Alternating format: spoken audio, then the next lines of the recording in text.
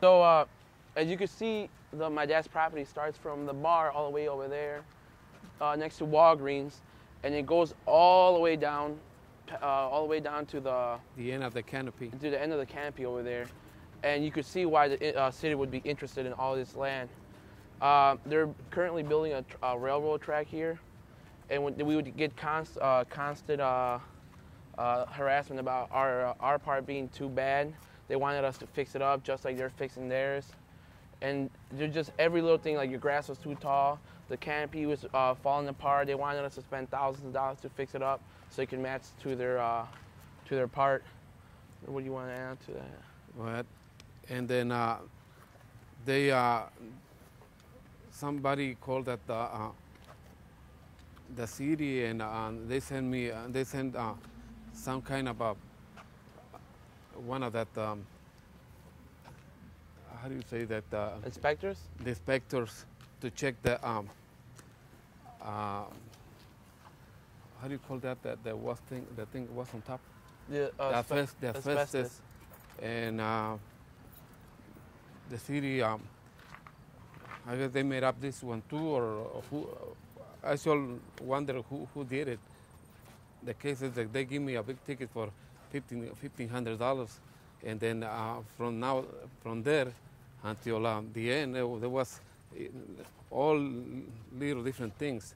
And then Becker, the mayor, came here a couple of times, and he made up, I guess, his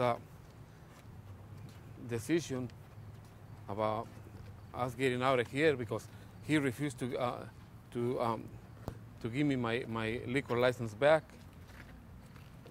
And that was pretty much the end of it. Also, Mayor Becker would constantly call my father, asking for appointments to so we could have lunch or whatever. So him and my dad could talk business to supposedly sell the bar.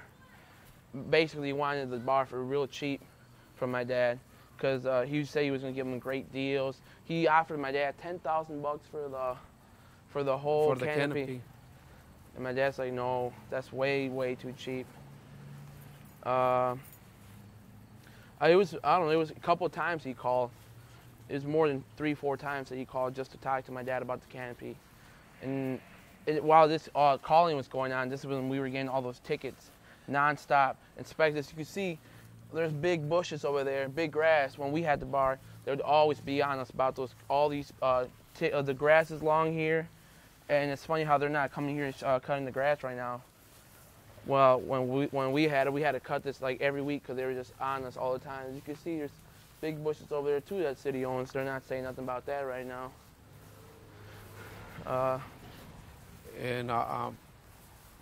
They give us a court day. My wife and Richard went over there for the court day, and I wasn't around. And when they went over there, they completely denied my wife and Richard, and they said forget about the license. That was kind of a very unhappy thing. Then, the thing about they said that my mom sold cigarettes to a minor and beer. I'm not sure what the time was. It was like 2 o'clock. They said. The fun thing about that is that we don't open the bar at 2 o'clock. We don't open until we didn't open them until 5:30. 5:30 or 6, depending on what time we got there. But my mom and Richard went down. Richard is our bouncer. We went down there.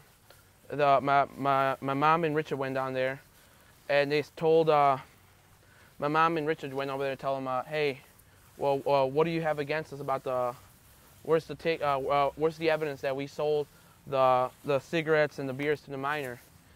And they basically what they did just dismissed the case. Said they really didn't tell them too much information, just dismissed the case. Till this day, we never got the ticket for the I guess the offense that we did, that we sold the beer and the cigarettes to a minor. Right at the last days that we had the bar. Last month or two. There was an incident.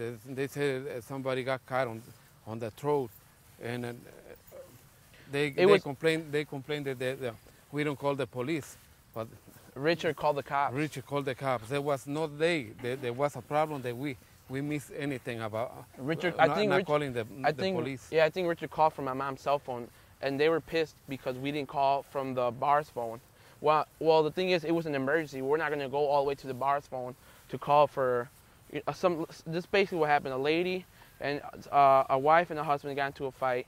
They were going through a divorce or whatever. I think it was. They're splitting up, and the lady was hitting the man, and the guy grabbed the bottle cap, and supposedly slit her throat. It was a cut, but it wasn't nothing like really deep. It was just a scratch. It was like a scratch. And she was saying that my mom threw her out of the bar, that my mom physically threw her out the bar, that we didn't call the police, and that was a complete lie. My mom was behind the bar the whole entire time, and Richard called the cops with my mom's cell phone, or somebody's cell phone.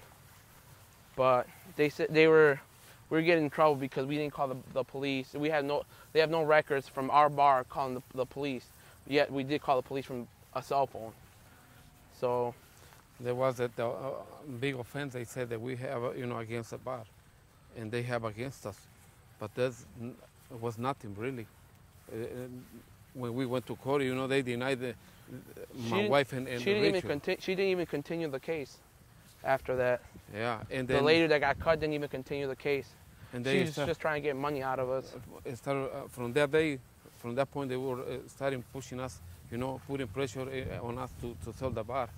And the thing is that they came right away, and they tried to make a deal with me, to sell the bar. And even if I didn't want to, they still, they put pressure until I sell. But, this is the city of Racine. And we really wanted to have a good talk with somebody about these problems. It's just unfair how we lost everything my dad worked for. Is just gone now. Since I was a kid, me and my brother have been working here, and everything is just gone. There's nothing left. Like, we have nothing. Our business, that was what my dad saved for, like, for the longest time, and we have nothing anymore. And we're just hoping to get somebody that help us on this deal.